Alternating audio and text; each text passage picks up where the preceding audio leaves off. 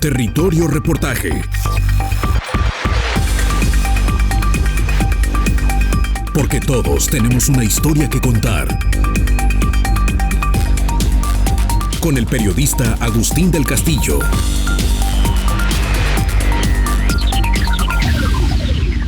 La situación de las ciudades en América Latina da pie a hablar de los apocalípticos e integrados, para usar el título del más famoso libro de ensayos de Humberto Eco, en relación a quienes ven el desastre en las conurbaciones extendidas, descontroladas y depredadoras ambientales de esta región de Occidente, la más urbanizada en términos relativos del planeta, pero además la más violenta y desigual, y del lado contrario, quienes ven en estas dinámicas caóticas una señal de atracción y salud si se utilizan de forma adecuada las formidables energías desplegadas en este crecimiento. Estamos en el siglo de las grandes ciudades, como señala Ben Wilson en un libro de reciente publicación, Metrópolis, una historia de la ciudad, el mayor invento de la humanidad, editorial Debate, el del año 2023. Allí apunta, en la introducción: hoy mismo, en el transcurso de un solo día, la población urbana mundial se ha incrementado casi en 200,000 personas. Mañana ocurrirá también, y pasado mañana, y seguirá ocurriendo en el futuro. En el año 2050, 2/3 de la humanidad vivirá en ciudades. Estamos asistiendo a la mayor migración de la historia, la culminación de un proceso que se ha extendido a lo largo de 6,000 años y que nos habrá transformado en una especie totalmente urbanizada a finales del presente siglo. Así, desde los primeros asentamientos mesopotámicos alrededor del año 4000 a.C.,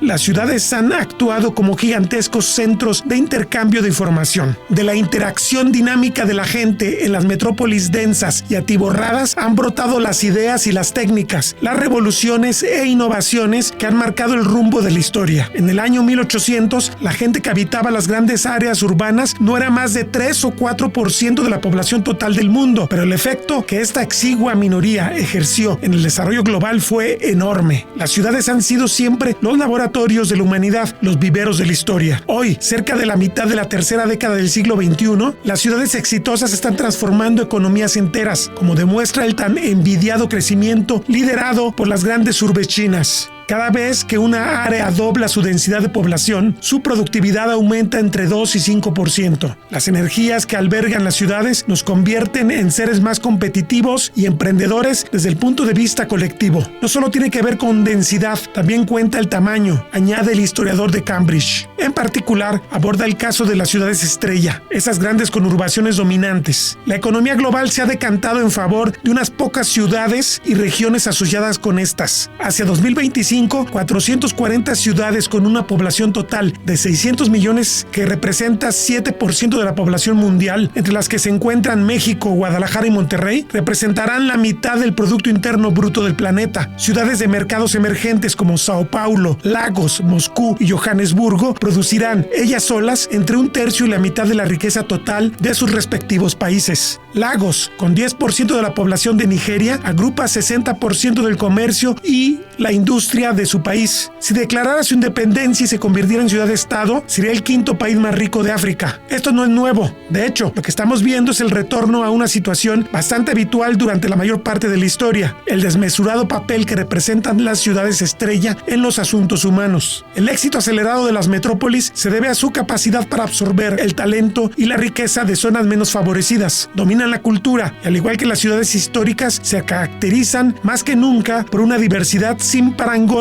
con la de otros lugares. Inevitable mencionar el caso de Guadalajara, que si fuera un país o una ciudad-estado tipo Singapur, con los 3,265 kilómetros cuadrados de sus 9 municipios, sería uno más rico que al menos 115 naciones del orbe, incluidas por separado todas las economías de América Central. Por hacer otras comparaciones, su tamaño económico es el doble que el que tiene Bolivia, el triple que el de Armenia y 5 veces el de Haití, aunque apenas 1/7 del PIB de Singapur, Asia Oriental, la ciudad-estado más exitosa de esta época. Guadalajara es la tercera ciudad más rica de México y la número 12 a nivel de América Latina, con un Producto Interno Bruto que en 2018 fue de $54,800 millones, según los datos del portal economipedia.com. Lugar 102 entre las ciudades del mundo. Sin embargo, su dispersión excesiva con un descenso en la densidad de población contradice la norma de éxito señalada por el historiador británico. La reflexión sobre esta y otras ciudades del subcontinente que habla algunas de las lenguas ibéricas es la que se abre gracias a la Cumbre Internacional del Hábitat de América Latina y el Caribe, que se coordina con la Universidad de Guadalajara para este año alcanzar su tercera edición consecutiva, y de la que algunos de sus más eminentes estudiosos se entrevistarán con Territorio Reportaje, que dará a conocerlas en diversas emisiones de este programa. Pero antes le daremos voz a un urbanista tapatío que ha fallecido apenas a comienzos de este mes de marzo de 2024, Carlos Enrique Martínez, un lúcido crítico de la realidad de esta conurbación, colaborador frecuente de Canal 44, que dejó disponibles una serie de videos que denominó Hablemos de la Ciudad,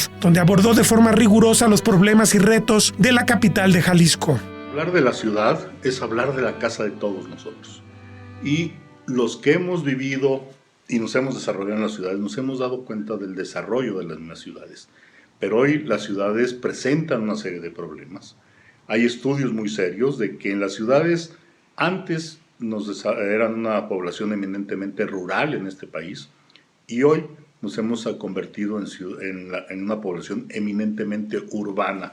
Cerca del 65 o 70% de la población vivimos en las ciudades. Y esto ha crecido y ha creado en los últimos años una serie de problemas en las mismas ciudades. Lo que hace 30 o 40 años eran ciudades muy apacibles, equilibradas, con el medio ambiente, respetándolo. Son muchos problemas de seguridad.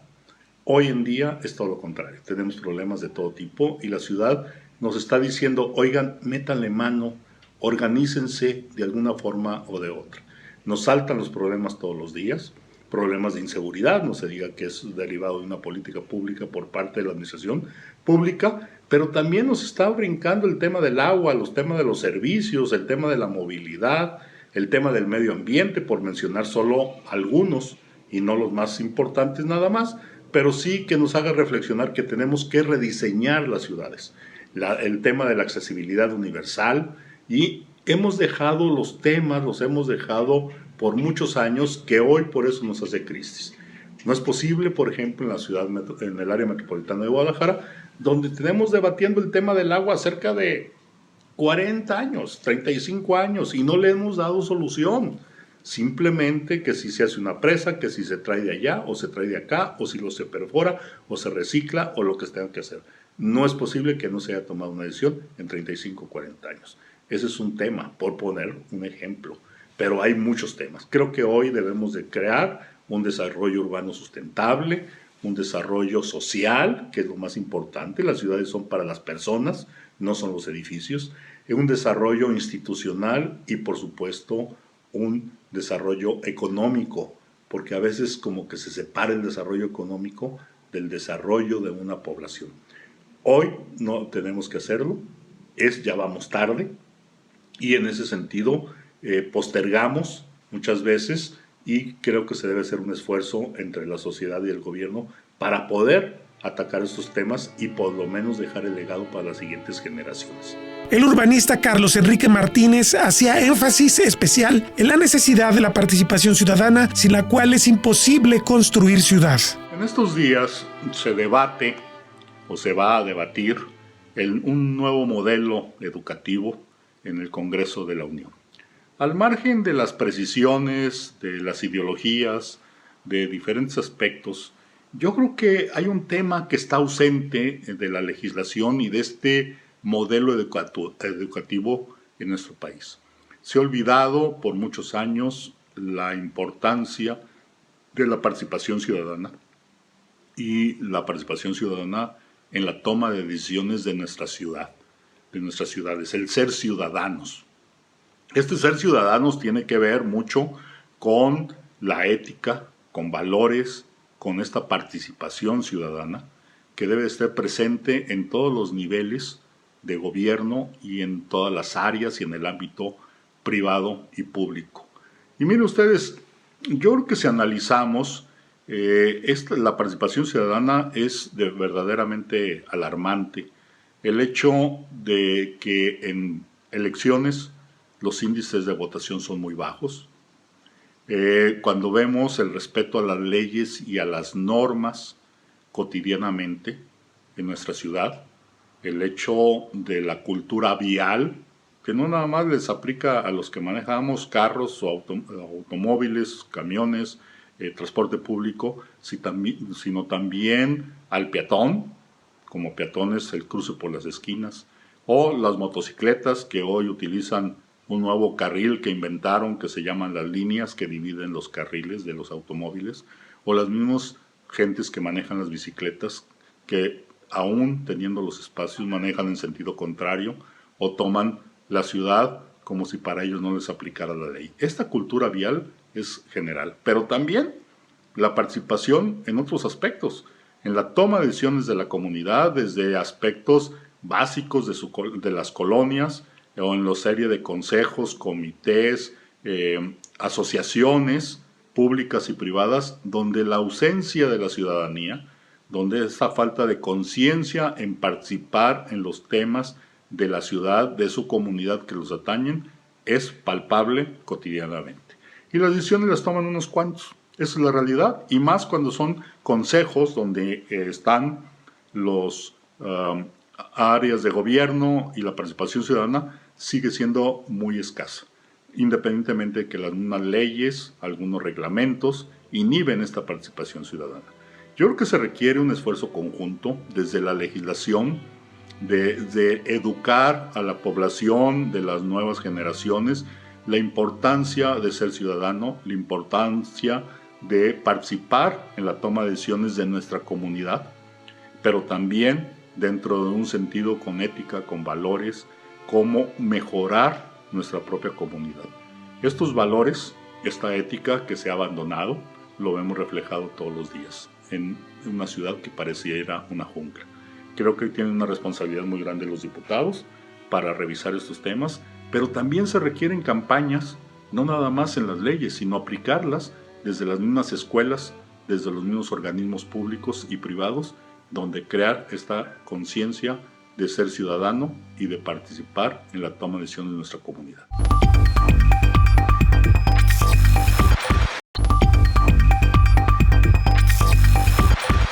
La arquitecta Cecilia Martínez es presidente del Consejo Consultivo del World Resource Institute, Oficina de México, y trabaja en diversos organismos de la sociedad, pero con un pasado pródigo en experiencia y conocimiento al coordinar los esfuerzos de ONU Habitat en América Latina y el Caribe hasta hace una década. Es así una profunda conocedora de la realidad urbana de esta región del mundo y hace apuntes críticos en este diálogo con Territorio Reportaje. Hemos abordado durante mucho tiempo en este programa la problemática del crecimiento urbano desmedido y todas sus consecuencias. Las ciudades de América Latina particularmente son muy inseguras. Es paradójico porque es una cultura muy urbana de América Latina. Y bueno, vamos a platicar con Cecilia Martínez Leal, quien estuvo presidiendo ONU Habitat mucho tiempo. Entiendo que ahora es en América Latina y ahora está desde la academia, ¿verdad? Básicamente. No, estoy retirada y estoy participando en organizaciones de la sociedad civil. Y por supuesto también colaborando con la gente tanto de la universidad como de la Cumbre Internacional para el Hábitat de América Latina, el CIAL. Excelente. Fíjese que estos años que usted se retiró y ya se ha dedicado más bien a la sociedad civil, son años en por lo menos de forma visible hay un esfuerzo. Se acepta por un lado el diagnóstico casi distópico de la ciudad latinoamericana y se tratan de hacer cosas, pero pareciera que la inercia, que la fuerza del mercado se sigue imponiendo. ¿Cuál sería usted, de acuerdo a su experiencia y a lo que sigue viendo en América Latina particularmente, el diagnóstico que podría hacer de la ciudad latinoamericana? Bueno, yo creo que faltó un punto de mencionar, no que se te pasara, pero en los años que me retiré y de pronto volteé, se nos vino la pandemia por un lado y se nos vino que el cambio en el mundo es impresionante, todo lo que ha pasado, ya cambió, el mundo ya cambió y creo que ni nos percatamos cuando cambió. Y ahora estamos empezando a reconocer todas estas nuevas situaciones que tenemos que confrontar y entre ellas, por supuesto, fundamental es qué está pasando con las ciudades.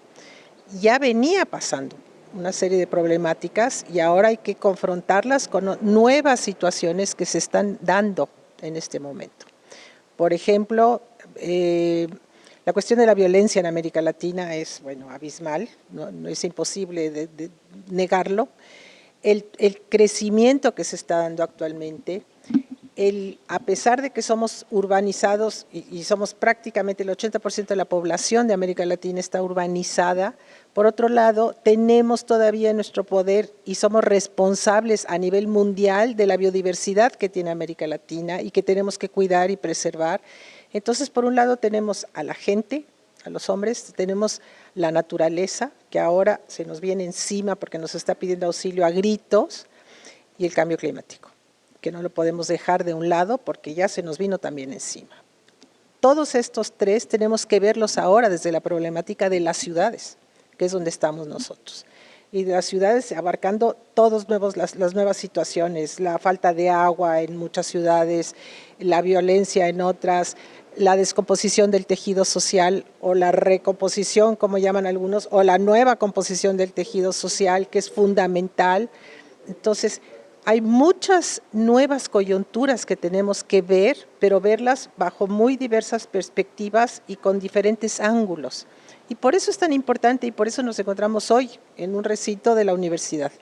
Porque también creo que es fundamental la universidad y los cambios que tiene que dar para que la gente joven empiece a percibir todo esto lo más rápido posible y empiece a trabajar sobre estos temas, juntos. Ya no podemos seguir trabajando, yo soy urbanista y veo la ciudad y veo el diseño, qué bonito. O yo nomás soy ingeniero y veo el tubo del agua. Pues no, tenemos que ver todo junto. Y tenemos que empezar a enfocarnos desde esta amplia perspectiva. De otra manera no vamos a poder abordar y no vamos a poder solucionar nada. Dentro de lo que usted comenta me llama mucho la atención. Las ciudades latinoamericanas son grandes y, como usted bien mencionaba, es la región que tiene la tasa de urbanización más alta del mundo, pero son inseguras. Y me llama la atención porque la gente se supone que viene a las ciudades para buscar seguridad, entre otras cosas. Claro, pero esto inclusive lo estudiamos, y yo puedo decirlo por mi edad, lo empezamos a estudiar en los 60s. ¿Y qué sucedió? Que nos dimos cuenta que desde los 50s, los 40s, empezó este éxodo que llamábamos del campo a la ciudad. Inclusive teníamos un dicho y un poco burlesco que decíamos: el mexicano nace, crece, se reproduce y se va a vivir a la Ciudad de México o a Guadalajara o a Monterrey. Y era lo que sucedía. La gente venía a las ciudades, a las grandes ciudades, al principio 2 o 3, a buscar empleo, a buscar una nueva posibilidad de vida. ¿Qué sucedió? Y se dio al mismo tiempo que se reproducía lo que ya había pasado en Europa, que era la industrialización. Entonces las industrias empiezan a generarse, la gente viene a buscar empleo, pero llegó un momento en que estas industrias ya no podían con tanta gente, pero esa gente acabó quedándose. Entonces ahí se empezó a gestar todo el movimiento de informalidad, por un lado, de empleo, y de informalidad de los asentamientos. Entonces, parte de lo que se generó en las ciudades fueron asentamientos irregulares que se fueron dejando. Era una política del yo te dejo, tú te asientas, en 10 años la tierra es tuya. Y se fue generando un crecimiento desmedido de ciudades, por un lado, desde la informalidad. Y por otro lado, empezó a gestarse todo este movimiento de nuevas viviendas desde la parte de las instituciones, pero también desde el sector privado. Y empezaron a gestar nuevas urbanizaciones a como Dios les dio a entender. ¿Qué se dio en ese momento? Se perdió el tejido estructural, el tejido urbano que existía en todas las ciudades latinoamericanas. Teníamos siempre la plaza central, las calles que se cruzan, teníamos muchas alternativas, sabíamos dónde estaba el centro, y de pronto se empezó a gestar una avenida, un periférico, una avenida principal, y luego tú, urbanizador, hazle como quieras. Entonces tuvo la culpa todo mundo, las instituciones de vivienda, tuvo la culpa los gobernadores, los presidentes municipales y el sector privado. Todo el mundo fue gestando este nuevo destejido urbano que fue generando al mismo tiempo destejido social. Y hoy tenemos una problemática de tejido social terrible y los barrios que se nos están perdiendo. ¿Y por qué es importante todo esto? Porque si yo tomo, por ejemplo, el tema de seguridad, nos damos cuenta que la seguridad todo el mundo piensa que hay que traer al ejército, a la Guardia Nacional y háganle como quieran. Y es una manera en donde el ciudadano se lava las manos.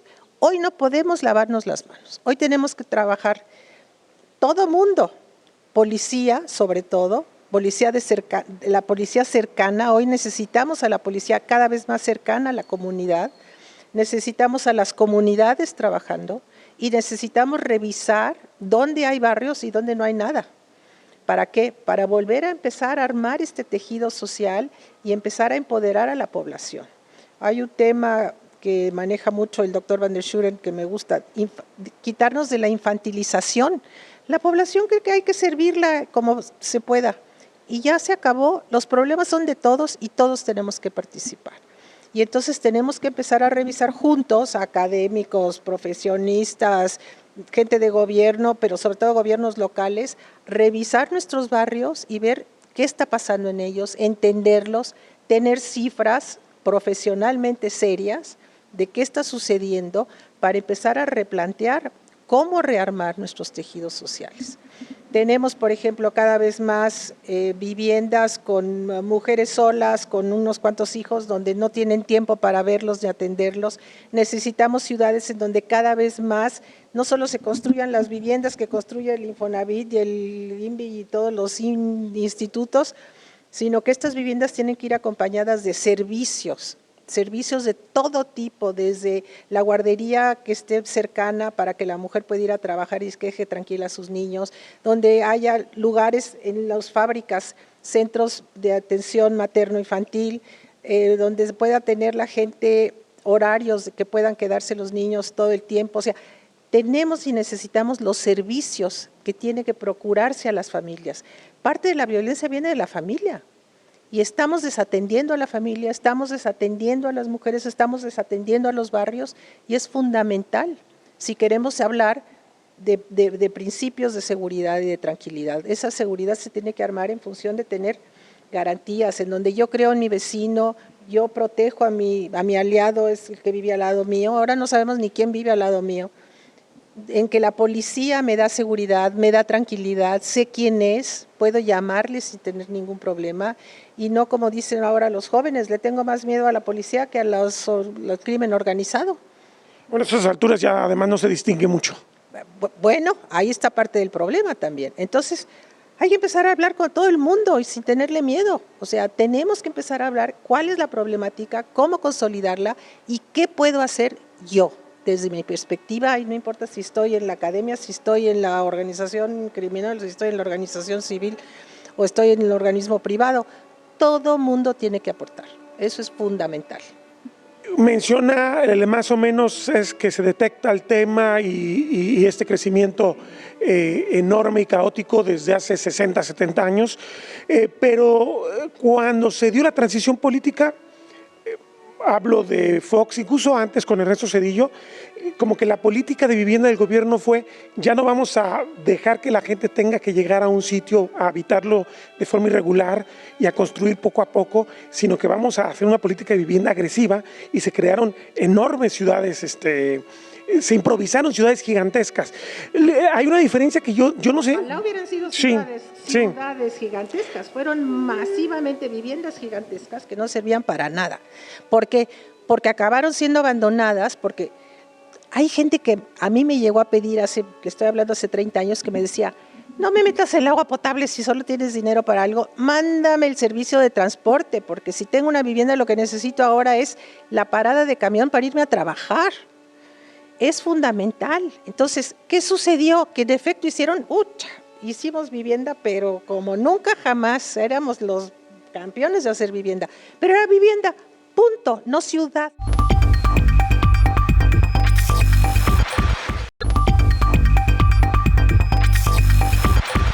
La urbanista señala que no pueden prevalecer los intereses económicos de corto plazo sobre la necesidad de construir ciudad y por ende es inaceptable que se siga la dinámica de la expansión cuando es claro que se debe redensificar pero con criterios sociales y ambientales para hacer comunidades más seguras, más equilibradas y con menores costos ambientales. Esto último es uno de los desafíos impostergables en el diseño de las ciudades. Justamente, lo que yo advierto es que el remedio fue peor con la enfermedad, porque con el asentamiento irregular la gente toma su lote, lo va construyendo, se queda ahí. Ahora tenemos cientos de miles de viviendas solas por esas características que usted menciona. Exactamente, hoy tenemos miles de viviendas, inclusive unas ya sirven de cementerio para el crimen organizado, es una vergüenza, no sabemos ni cuántas hay montones de cifras que se manejan de que cuántas dejamos y cuántas no dejamos, en fin.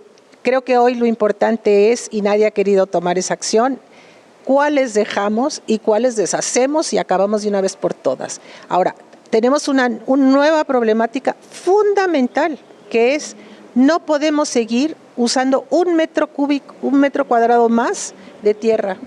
¿Por qué? Pues porque ya nos estamos acabando lo que tenemos y tenemos otra vez la obligación de proteger la naturaleza y la biodiversidad. Y si seguimos creciendo así, nunca nos va a dar, por un lado. Tenemos otro problema, que la densidad de población es muy pequeña para que genere buena economía. Entonces, todo esto se tiene que juntar, no lo podemos, volvemos a lo mismo, ya no podemos ver los problemas aislados. Tenemos que revisar la economía, la densidad, cómo revisar, se nos fueron miles de gentes de las oficinas, cómo utilizar esos edificios hoy para a lo mejor darlos a jóvenes estudiantes que están trabajando en la ciudad y están integrados en las universidades.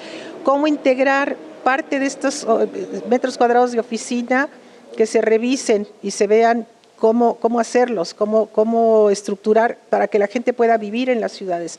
Cómo mejorar inclusive la mezcla de la sociedad, porque no solo vamos a hacer vivienda para la gente que medio la puede pagar y dejamos el 50% de la población sin vivienda porque no puede pagar nada y solo quiere un terrenito. Y además empezar a enseñarle a la gente que se acabó esta idea de quiero mi casita con mi terrenito y mi puerquito y el perrito y la camioneta Volkswagen y 2 perros labradores. Se acabó.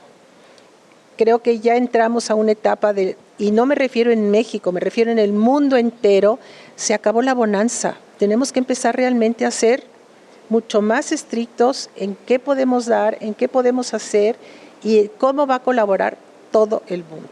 Y cómo integramos todos estos elementos. Ni un metro más de tierra, revisar lo que usamos en el agua, revisar nuestros drenajes, revisar las fugas que hay. Todo el mundo, por ejemplo, ahí es parte de la ciudad que tiene que revisar todo esto.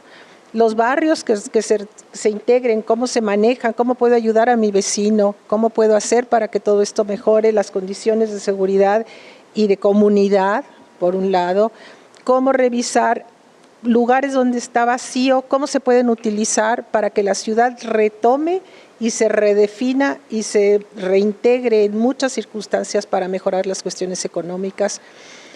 Revisamos también, por otro lado, la economía. La economía, por ejemplo, hoy nos damos cuenta que muchas madres que están apuradas porque no tienen suficiente dinero para cubrir, ganan muy poco y aunque se aumentó ahora ya el salario mínimo, no les alcanza y prefieren vender tamales el martes y pozole el jueves y cuido a mi niño y si se me enferma tengo cómo verlo o se lo dejo a la vecina o yo lo arreglo. Y es una cosa informal porque es la manera en que se pueden dar abasto. De otra manera, si tienen que ir a una oficina o a una fábrica y pasarse 3 horas en un camión para llegar y estar 8 horas completas y regresar, ya no vieron a sus niños, ya no llegaron a su casa más que a dormir agotadas. Entonces, ¿qué sucede? Que poco a poco se va complicando el asunto. O sea, necesitamos empezar a revisar todo, desde la perspectiva económica, desde la perspectiva social y, por supuesto, cómo la ciudad debe responder a todas estas nuevas problemáticas. Usted menciona no crecer 1 metro cuadrado y eso escandaliza siempre a los planeadores en las ciudades. Políticamente no da votos, por supuesto, pero ya va siendo hora de decir las cosas como son. Oiga, hicimos un plan de ordenamiento, por ejemplo, yo le hablo del caso de Guadalajara, que es el que conozco mejor, desde el año 2016, ya vamos para 8 años, sí.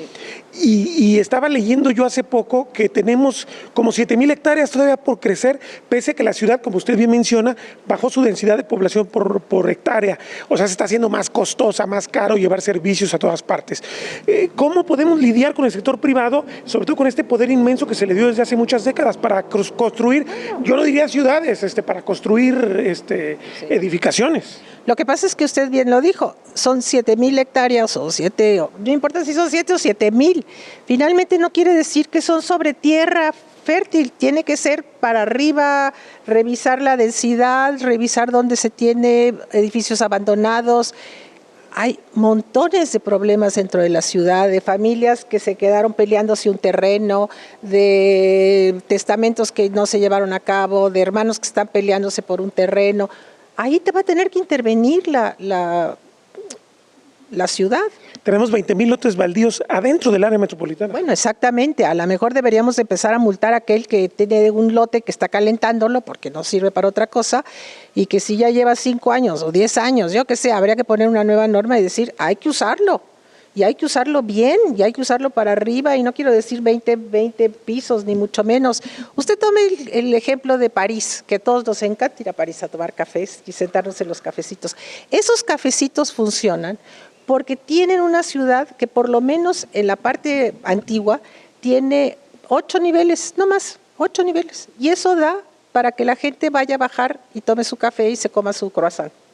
Y entonces esa economía funciona porque la densidad está adecuada y el número de gentes que se requiere para que esos cafés estén siempre participando.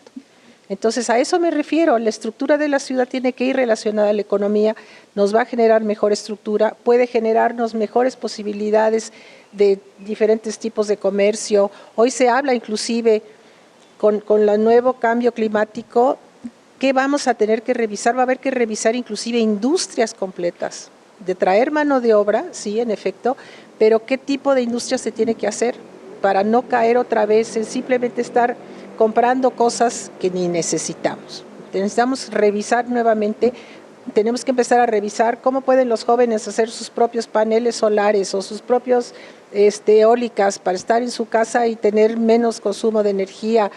Todo esto se tiene que ligar, todo esto se tiene que revisar y todo esto tiene que participar la universidad, por ejemplo.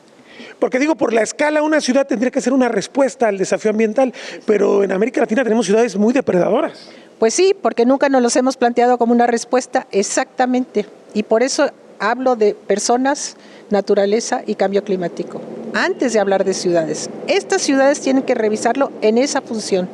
¿Cómo hago para que la gente viva mejor, tenga mejor calidad de vida, esté más segura, confíe más en sus instituciones, en su gente, en su policía? ¿Cómo hacer para que ya no acabe con la naturaleza que tengo a mi alrededor, porque estamos acabando con todo? ¿Qué hago con el agua? Bueno, hasta ahorita nadie decide, y seguimos viendo en nuestras ciudades, cómo el agua que cae de lluvia se va por la alcantarilla y se sigue hasta el drenaje. Nunca la usamos ni la vimos pasar, y luego encima la bloqueamos con la basura que tiramos en la calle. Entonces, bueno, de lujo, porque además nos inundamos y no la usamos. Entonces, eso. ¿Dónde está la normatividad que tendríamos que hacer los arquitectos para que se regule todo lo que es la construcción, tener una doble tubería de agua con aguas grises, aguas blancas, dónde riego el jardín, qué agua va al baño, qué agua puedo utilizar y qué agua puedo reutilizar? Todo eso se va a tener que empezar a plantear ya, y no tenemos normas para esto. Entonces, todo eso tiene que revisarse. Otra vez, a nivel urbano, dónde utilizar los predios, se sabe perfecto dónde están los predios vacíos. Hablar con los dueños de los predios vacíos. Yo no digo que vamos a quitar el predio a nadie, pero sí decir, señores, hagan algo, pongan algo, o vamos a ver cómo le podemos comprar, ustedes pueden entrar, vamos a entrar como socios. ¿Qué se puede hacer? Todo es cuestión. Yo digo que todos los problemas se pueden solucionar si los hablamos. Porque uno de los problemas más serios es que cada metro cuadrado, sobre todo en las zonas céntricas, es carísimo. Es carísimo y muchos están muy mal usados. Entonces tenemos que revisar. No quiere decir que lugares como este, por ejemplo, que son obras patrimoniales, claro, que son importantes, las tenemos que preservar, pero tienen un uso adecuado y se aprovechan al máximo. Entonces así tenemos que hacer, tenemos que revisar cada una. Yo creo que este es el momento de parar, revisar, olvidarnos de tonterías políticas, de que si yo soy del partido y yo no te hablo y yo no te doy el presupuesto porque quién sabe qué, y empezar a ver dónde está la policía, cómo funciona, cómo está trabajando con la comunidad, dónde están nuestros barrios. Hay que revisar los barrios, insisto, cómo están, cuáles son las carencias, cuáles son las cuestiones positivas, qué puede aprender uno del otro, qué tipo de barrios hay, porque hay barrios muy diferentes. Cómo mejorarlos en general, dependiendo de la calidad que tiene, para mejorar su calidad de vida, mejorar su seguridad, mejorar la garantía que tiene hacia las otras personas, hacia sus vecinos, hacia la policía y a sus instituciones y a su a su ciudad, a su pueblo, a su lo que tenga. Un último detalle que me parece importante. Muchas veces yo escucho eso de la autoridad, pero llega un gobierno y se barre todo. O sea, el corto plazo también nos come. El corto plazo nos come porque al presidente municipal le encanta cortar listones y todo que sea algo rapidito y que se vea. Y si está abajo sumido, hay mejores o no, porque eso no lo notamos. Hoy estamos sufriendo en la Ciudad de México la escasez de agua, como saben. Y parte es porque no se hizo el trabajo que se debería de haber hecho hace 10 años para acá. Ni se ha revisado las tuberías rotas, que hay tecnología de sobra para poderlas revisar sin tener que abrir hoyos ni mucho menos y arreglarlas y revisar el reciclamiento de agua, insisto. O sea, tecnológicamente estamos tan avanzados y no usamos nada de esto. Porque lo que nos interesa es, no tengo que cortar algo que se note el listón, ¿no? Y ya no podemos seguir haciendo estas cosas y volvemos a lo mismo. Pero si un barrio y una comunidad y una ciudad, sus habitantes no se ponen firmes y decir, eso no, queremos esto otro, necesitamos esto otro y vamos a trabajar en esto otro juntos, no va a pasar nada. Entonces, evidentemente, la forma de hacer política no deja hacer a los políticos nomás, sino que la sociedad, eso es parte de la solución y como que no terminamos de asumir que somos ciudadanos. Yo creo que ese es parte del problema. Vuelvo a esta palabra del infantilismo, me parece fundamental. Y es, ya no podemos seguir que yo soy pobre y tú eres rico, entonces tú dame. ¿Cómo tú dame? ¿Qué es esto de tú dame? ¿Yo qué te doy? ¿Yo qué aporto? Yo soy ciudadana, yo soy un ser humano, yo tengo que mejorar mi calidad de vida y no depende de que me lo den o no me lo den. Se acabó de que son los políticos los que tienen que hacer, porque no hacen, ya vimos, llevamos años esperando que hagan y no hacen lo que tienen que hacer. Tenemos que empezar, y por eso me refiero que cada uno con su parte, con lo que le corresponde, desde donde está. O sea, no podemos a lo mejor cambiar toda la ciudadanía o toda la ciudad, porque yo soy una y a lo mejor hasta estoy retirada, pero ¿qué es importante? ¿Qué puedo hacer yo hoy aquí? Eso es muy importante y preguntárnoslo cada día. Yo creo que eso es fundamental.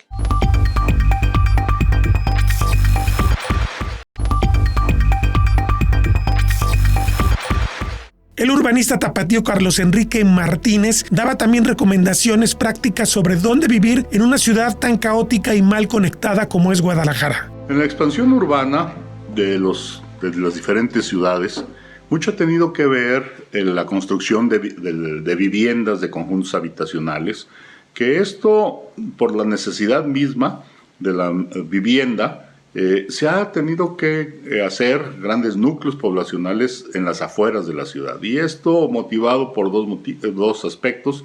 Uno es, habría que cubrir un crédito, y los desarrolladores de vivienda, por supuesto que buscan la rentabilidad en ese sentido y buscaron tierra barata, y la tierra barata está cada vez más alejada de las ciudades.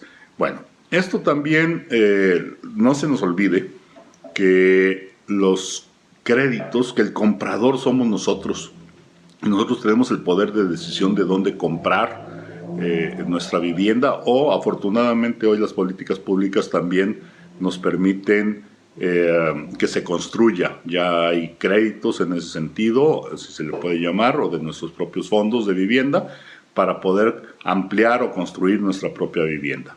Esto hace que nosotros como consumidores, como adquirientes, como compradores o en su defecto como contratantes de servicios de la construcción, estemos utilizando nuestro propio dinero. No se nos olvide que es dinero que nos han descontado como trabajadores, y que otra parte lo ha puesto directamente nuestros patrones, administrados por instituciones financieras directamente del gobierno. Bueno, pero esto hace también como compradores, dónde podemos comprar o construir nuestra vivienda. Y son muchas las decisiones que debemos de tomar. Entre ellas, debemos de ver y analizar la localización de la misma vivienda, los aspectos urbanos que con ello lleva. Y esto de la localización de los aspectos urbanos no es una cosa menor.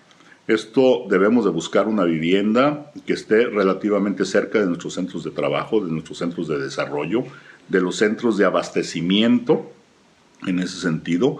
¿Por qué? Porque esto va a hacer que tengamos mejor calidad de vida en nuestra casa. No podemos estar perdiendo el tiempo 2 o 3 horas de desplazamientos de nuestra vivienda hasta nuestro centro de trabajo y viceversa. Y si hay familia, en ese sentido, pues bueno, tendrá que estar relativamente cerca de las áreas escolares, universidades, escuelas o cualquiera de los niveles que tengan los hijos. Por otro lado, también debemos de revisar el diseño mismo de la vivienda. El diseño mismo debe de ser adecuado a nuestras necesidades y debe de cubrir las necesidades básicas de descanso, convivencia, de aseo, deben ser salubres, los espacios para la alimentación, y en ese sentido, pero también debe tener una accesibilidad universal. Si hay una accesibilidad universal en una vivienda, con los espacios para que una persona adulto mayor o discapacitada se pueda mover, cualquiera nos podemos transitar y tener comodidad en la misma vivienda. Y por otro lado, no nada más los aspectos urbanos, los aspectos de localización, los aspectos de diseño de la misma vivienda de forma general, pero también tenemos que ver el tema de la construcción de la vivienda. Debe de ser con materiales adecuados, regionales de preferencia, y que sobre todo que tengan la seguridad estructural, en el sentido que muchas viviendas parece ser que no las tienen. Muy bien, todos estos aspectos que pareciera que son muy sencillos, la realidad es que nos va a ubicar dónde comprar nuestra vivienda o dónde construirla. Igualmente abordó una de las problemáticas más serias, el caso del espacio público. Según algunos historiadores, investigadores, el trazo de nuestras ciudades, sobre todo en Mesoamérica, obedece a una tradición milenaria que data desde los campamentos romanos, hace muchísimos años, y donde es el diseño de estos campamentos romanos era a base de una cuadrícula y donde había un espacio central que era el espacio público, donde se juzgaba lo público, donde se hablaba de lo público, pero que también en ese espacio servía para diferentes actividades. Obviamente en un extremo o en un punto central estaba el cónsul o procónsul o gobernador, en ese sentido, para hablar de los asuntos que se tuvieran que hablar. Bueno, esto parece que tenía también antecedentes desde los griegos, pero bueno, esto que es palpable con los romanos, cuando invaden Europa o estos planes de expansión, lo que hoy conocemos como Europa, obviamente con estas trazas de los campamentos, se fueron reconfigurando las ciudades en Europa, en algunas partes de ellas donde estuvieron dominando, sobre todo España, quizás Francia, donde podemos ver espacios de gran calidad, espacios públicos con este sentido, ¿no? Pero por otro lado, también en Mesoamérica teníamos una serie de espacios en las ciudades, en estos asentamientos, donde había un espacio público que servía para el intercambio de servicios o de bienes, que eran los tianguis, los famosos tianguis, pero que también estaban los aspectos en estas plazas, en estos espacios públicos, los aspectos religiosos, inclusive hasta deportivos. Tan es así que hoy en día en Pátzcuaro, Michoacán, siguen con una tradición de un juego de pelota de fuego en la misma plaza de Pátzcuaro, impulsado por algunas personas de esta tradición milenaria. Bueno, la fusión de estas dos culturas, de todas maneras, hoy vemos en Mesoamérica, en la mayoría de Latinoamérica, vemos esta traza donde hay un espacio principal, central, en los centros históricos, y donde a un lado está la autoridad y está lo religioso, y etcétera, etcétera. Bueno, estos espacios que además se repiten en algunos barrios, han servido para múltiples eventos, ya sea cívicos, religiosos, populares, culturales, en ese sentido, a través de los años. Pero hoy en día la ciudad ha cambiado, ha crecido, se ha construido, y los espacios públicos para este tipo de actividades pues han ido desapareciendo poco a poco. Inclusive en algunos casos las autoridades han vendido los espacios públicos para otros fines, y la autoridad no ha tenido la capacidad de planear para que haya los espacios adecuados, para que haya otro tipo de manifestaciones culturales, artísticas, de espectáculos o deportivas en ese sentido, y cuando se requiere se han tratado de meter como calzador en los parques o unidades deportivas o en algunas instalaciones que no son las más adecuadas, y ejemplos tenemos de estas en todos tipos y en todos lados. Desgraciadamente la autoridad lo único que se ha concretado, lejos de planear, se ha concretado a cobrar sus impuestos o derechos y aprovechamientos, y ha dejado al algarete este tipo de situaciones. Esto ocasiona que cuando se requiere hacer algún espectáculo público, ya sea privado o sea público, oficial, crea un caos en la ciudad.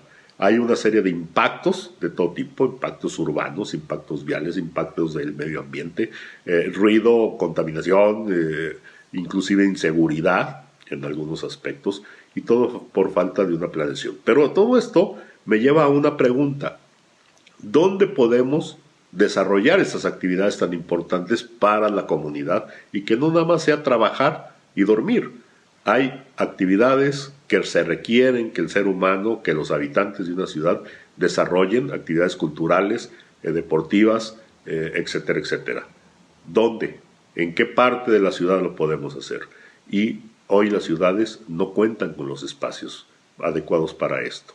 Y lo que están causando son conflictos precisamente por la falta de estos espacios. Yo creo que aquí hay que revisar el tema muy al detalle y buscar de qué forma le damos a la comunidad otras alternativas de esparcimiento, de diversión y de cultura. En particular, habló del caso Iconia, uno de los despojos históricos de bienes de la ciudad a favor de negocios privados. Jalisco cuenta con una ley de coordinación metropolitana, y esto es única en el país, y esto porque hace algunos años pues, se vio que obviamente las zonas conurbadas trabajan como una sola unidad, pero que la misma Constitución respeta lo que es la autonomía del 115 constitucional de los municipios. Bueno, pues en función a esto, esta coordinación, se formaron 3 instancias de coordinación metropolitana, una de ellas es la política, otra es la social y otra es la técnica.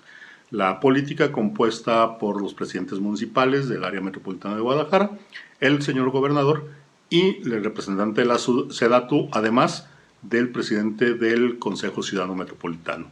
Lo que es el Instituto Metropolitano de Planeación es la instancia técnica, y lo que es el Consejo Ciudadano Metropolitano, que está compuesto por representantes de los 9 municipios a través de una convocatoria pública y de insaculación. Bueno, este consejo, que actualmente está en funciones, presentó una recomendación porque parte de sus funciones es emitir recomendaciones a cualquiera de las instancias de coordinación metropolitana, ya llámese municipios, gobierno de los estados, el mismo IMEPLAN o cualquiera de sus integrantes.